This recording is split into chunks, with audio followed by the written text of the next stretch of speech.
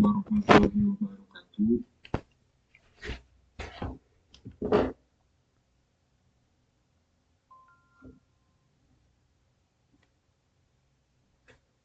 Sebelum presentasi, izin memperkenalkan terlebih dahulu. Saya Samsul Rijal, bersama kelompok kami ada Khairan Fatan, Muhammad Rendi, Riki Ardiansyah, dan Andika.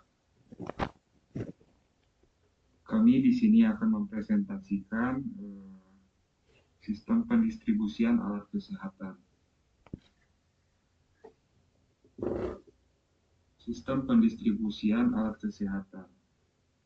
Sistem ini adalah serangkaian mekanisme yang dirancang untuk memastikan ketersediaan alat kesehatan di fasilitas medis seperti klinik dan rumah sakit. Sistem ini mencakup seluruh rangkaian aktivitas, mulai dari perencanaan, kebutuhan, pengadaan, dan penyimpanan, hingga distribusi alkes ke lokasi yang membutuhkannya. Utamanya adalah untuk meningkatkan efisiensi dan aktivitas dalam pengelolaan distribusi, serta memastikan ketersediaan dan kualitas alat kesehatan yang diperlukan dalam pelayanan medis.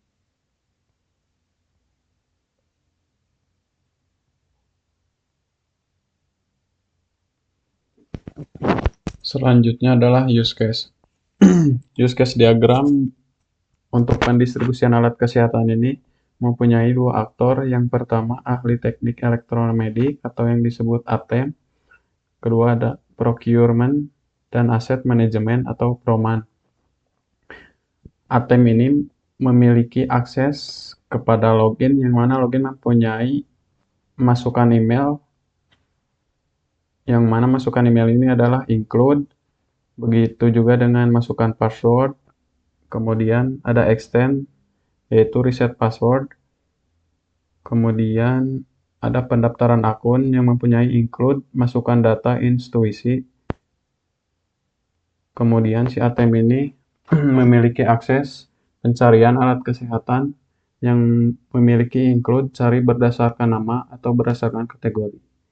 Selanjutnya melihat riwayat aktivitas. Kemudian yang terakhir ada menampilkan produk detail, yang mana memiliki include menampilkan deskripsi produk dan juga menambahkan edit atau hapus produk. Selanjutnya procurement dan asset management atau yang disebut PROMAN mempunyai akses kepada pengelolaan pesanan yang mempunyai extend batalkan pesanan. Lalu ada update status pesanan adalah include, kemudian manajemen produk.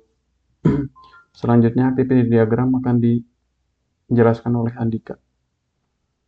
Selanjutnya activity diagram, daftar akun, login, dan reset password.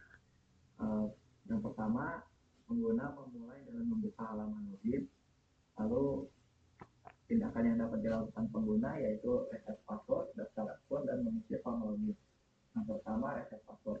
Jika pengguna lupa password, mereka dapat memilih opsi reset password.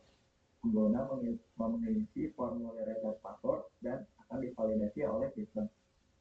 Lalu ada daftar akun. Jika pengguna belum memiliki akun, mereka dapat memilih opsi daftar akun. Pengguna mengisi formulir pendaftaran.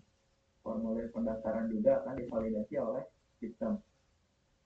Lalu yang ketiga akan mengisi form login. Jika pengguna sudah memiliki akun, mereka mengisi formulir login. Formulir login akan divalidasi oleh sistem. Selanjutnya ada pencarian alat kesehatan. Pengguna memulai dengan membuka halaman utama sistem, lalu berada di halaman utama, pengguna memiliki dua pilihan untuk melakukan pencarian, yaitu mencari berdasarkan nama dan mencari berdasarkan kategori. Pengguna dapat langsung memasukkan kata kunci yang ingin dicari pada kolom pencarian, lalu menampilkan kata kunci atau hasil yang berdasarkan kategori.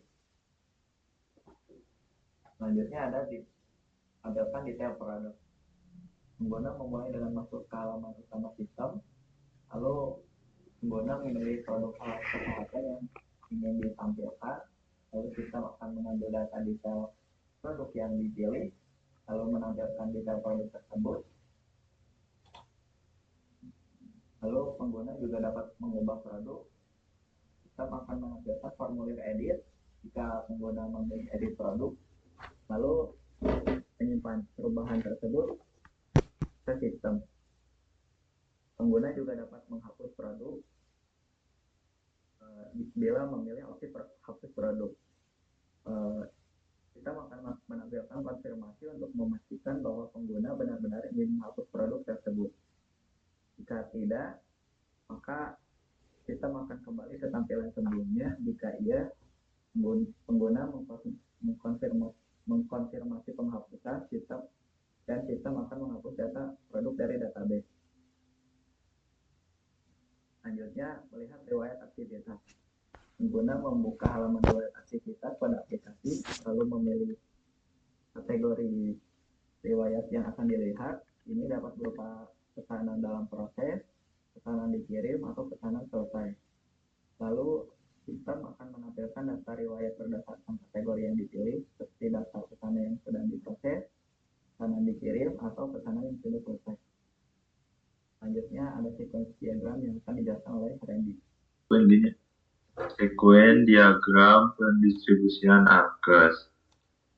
Pengguna melakukan registrasi, lalu sistem mengirimkan data pendaftaran ke database.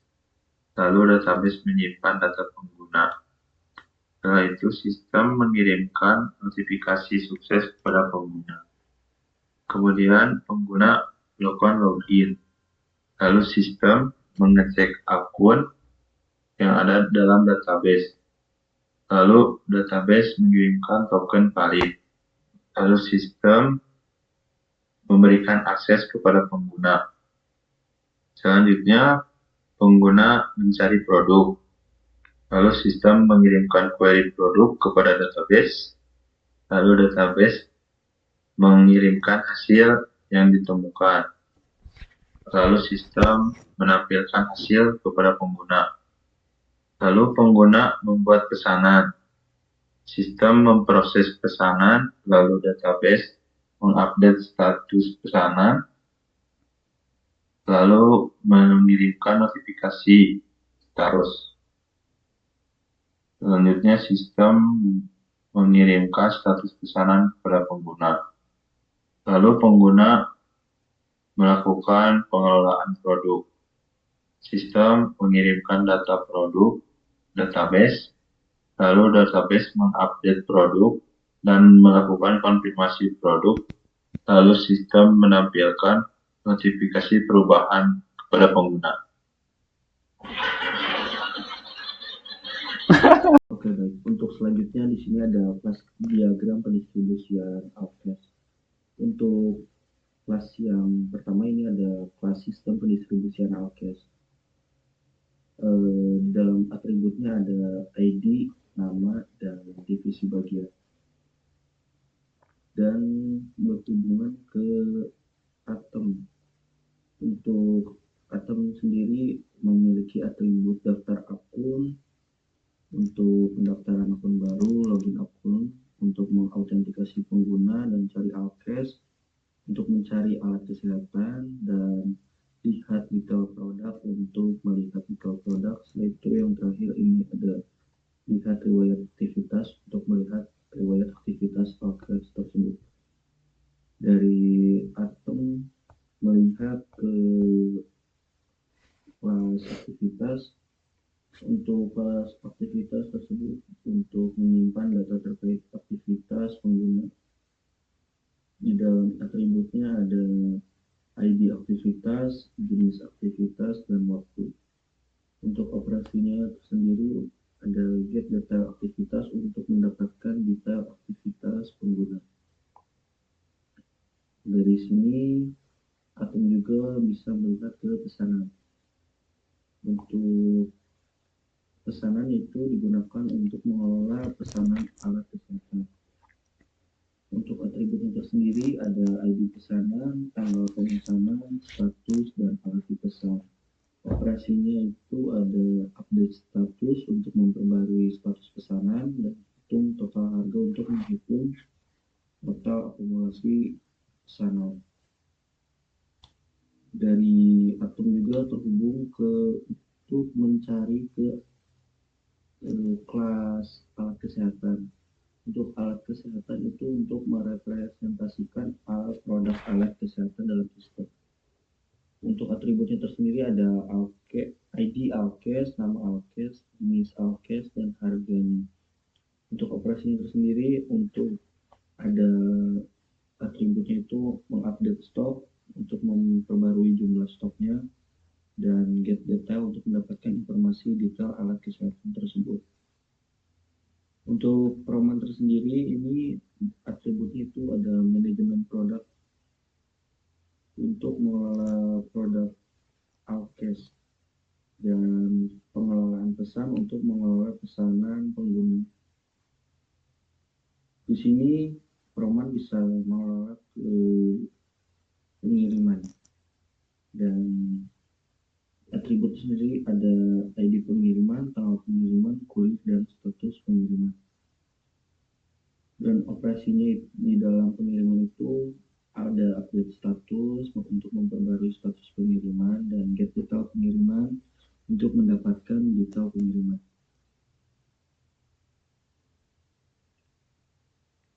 Dan Proman juga dapat mengelola ke pesanan yang tadi dapat dilihat oleh Atom juga, dan Proman juga dapat mengelola alat kesehatan yang dapat dilihat oleh Atom juga.